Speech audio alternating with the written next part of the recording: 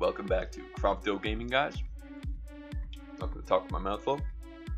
All right, you can see by the size of the banana that I tried this at least twice. Yeah, but all right.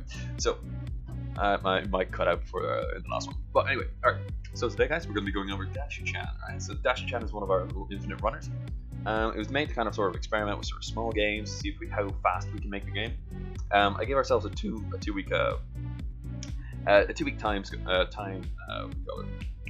time zone to try and get the first milestone done for the game, but unfortunately we didn't hit that milestone for reasons I'm going to discuss in this video. Dashu-Chan's really good. Like the game's out there, so it's available for Android at the moment. We have some builds up on the itch account, so if you guys want to check that out, absolutely go ahead. So it's going to be cropto.itch.io. If you guys have any more questions on that or have anything to comment on, just leave it in the comments or send me a DM on Instagram. That's at cropto_game_dev. Alright, so we are going to get right back into it. So now, guys, this game was actually, I enjoyed making it, and I enjoyed the results. Like, I don't think I've gotten, like, there's been so many people who kind of played this game. I've got so many people to play test it. I've gotten a ton of feedback.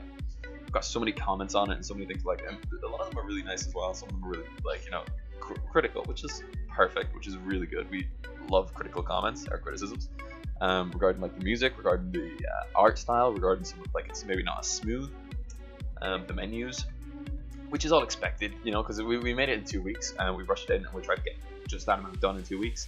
The game was designed to be more polished and have like a lot more add-ons. Like it was meant to have an in-game store, it's meant to have power-ups, it's meant to have like collectibles inside the game. It's meant to have like sort of like turning areas, like and stuff like that. But the way we have it at the moment is just like sort of straight line.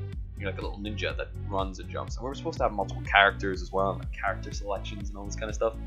But unfortunately, fortunately and unfortunately, we didn't follow through. So we didn't hit the first milestone. I believe that's somewhat my fault as well, not my fault as well.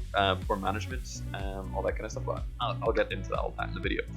So first off, our final thoughts for this devlog/final thoughts video on Dashu-Chan. So the first thing that we ran into, so week 1, which was quite funny, but we kind of refused to change it, or we planned on changing it another time, or splitting it up.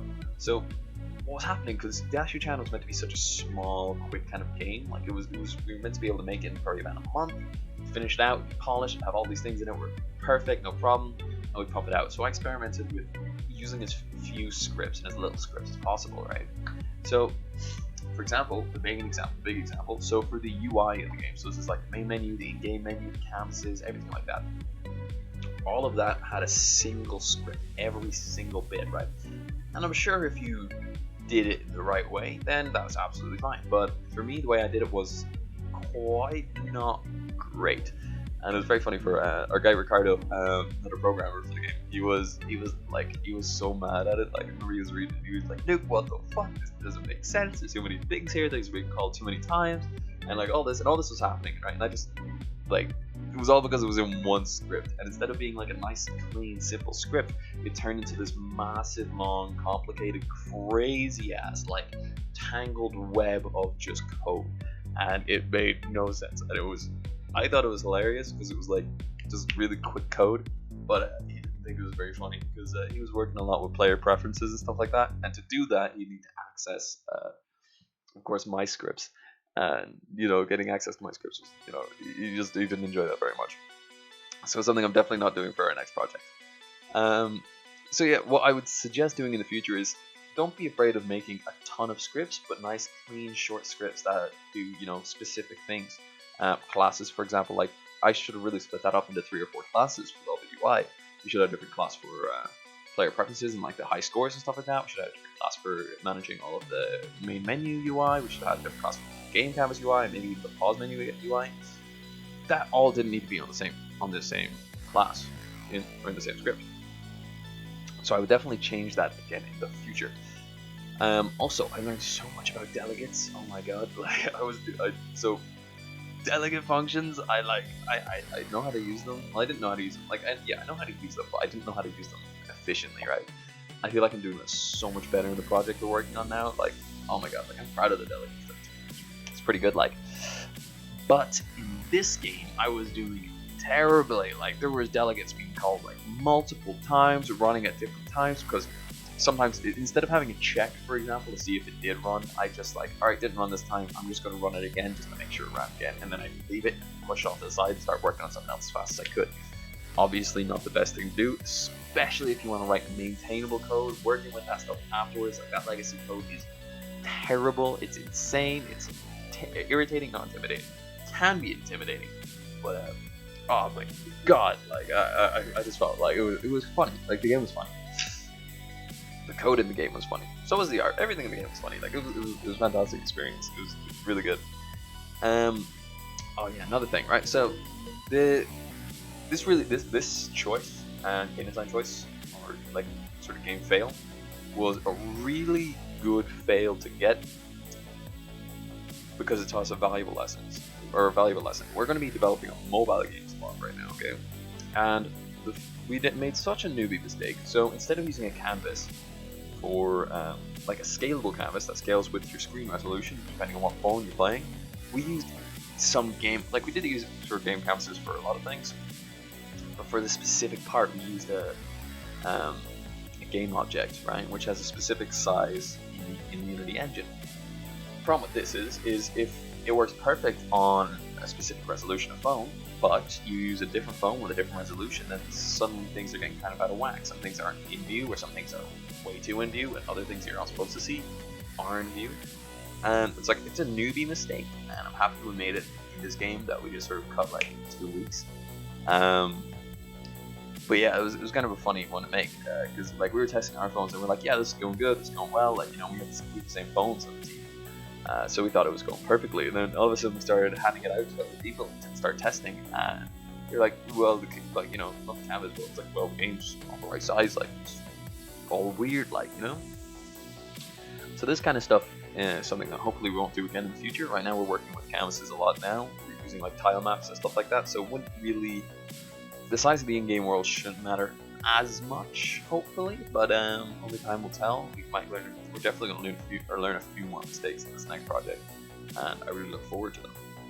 But oh my god, focus was definitely off. So for me, definitely, I focused a lot on, even for other people on the team. For example, our music producer / artist was working on music first initially, right? Which is usually fine. It's okay, concept art or concept music and stuff like that. That's all good stuff. But what was happening is we were losing sight of the art. So then when I was ready to put the art into the game, and that was kind of all I was waiting for then. So I had like sort of all the in-game mechanics done. So the prototype, white box, all that was working, like jump on side to side, yada. And now I needed art to put into the game. But I didn't have it because our artist was focusing on music, which, you know, would typically be fine if I had more coding to do. But at the time, I didn't really. I just had main menus and character selections and stuff like that. So what happened was that's what I started working on. So I started working on main menus, and I started working on pause menus, and I started working on characters and character selection and stuff like that. All without any art, which is good practice, but the game doesn't really work. So I ended up having to do the art for the main character, which is fine as well. Would have been okay if I had anticipated that beforehand. So I did the concept art for the main characters, for all our characters and stuff like that, and I think for most of the game as well. Actually, no, not for most of the game, but yeah, for the characters I did the concept art. So that was alright. So I kind of knew what I was doing. I knew what I wanted to go for. So that was fine. I got them done in about a day, I think. The issue was though that that was a day I lost. So we had 14 days for this project, for example, and that's a day of the programmer's thing gone, and we didn't have more art for the game either because we just had the music. So we started getting the art in too late in the project, and we had this pretty nice menu system. I'm pretty proud of, that changed a lot of things, changed like your characters and stuff like that. But none of that really mattered without the art. So a lot of the stuff I made went completely, not completely to waste, but it went pretty to waste. Like these settings menus and stuff like that, they didn't look in place in the game anymore. So I had to get rid of them, and then I had to start focusing on the game. Then after we started testing it with a lot of other people on different phones and stuff like that, there was a lot of bugs and a lot of cleaning up that we had to do. So that became a priority then as well. And so what happened then is I fell behind on the in-game code and the in-game design, and focused far too much time on menus and stuff like that, you know. So, and then we had music, we had no art, you know, and all this kind of was going together. So that was something that I'm so happy we did this game in like 2 weeks, because we learned so much in that block of time. We also moved too fast, so that was kind of what I was saying there as well. The priorities went off because we started moving too fast. We were like, okay guys, we have 2 weeks to do this. Our first milestone should have been the base game, so it should have just been the base art, the base sounds, the base code, and the base requirements for what we wanted the game to be. Other milestones should have been, the character selection should have been the second milestone. That should be week 3 or week 4. Third milestone should be like collectibles. That should be week 5, week 6. Then after that, like an in-game shop and currencies and power-ups and all this kind of stuff. And this should have all come in a lot later, a lot after. But what happened is we started trying to do all that in one thing. So I started making room for power-ups and active abilities in the code, which started making no sense because they just started taking up space and distracting you from what you really needed to do. I made character selection menus, which we didn't even have any characters, or like, you know, that definitely should have been at the second milestone, because the base game wasn't even finished yet. But yeah, no, overall, like the game was kind of like, if you want, I'll put up like a little demo, like there, like bam. So that's what the game looks like at the moment. Like it was pretty fun making it. It's essentially a beta. It's essentially a beta or an alpha of the game, and I'd like to keep working on it in the future. But what I think we might do is we might start it again from scratch. Maybe a little bit different, maybe a different color scheme. A lot of people didn't really like the colors.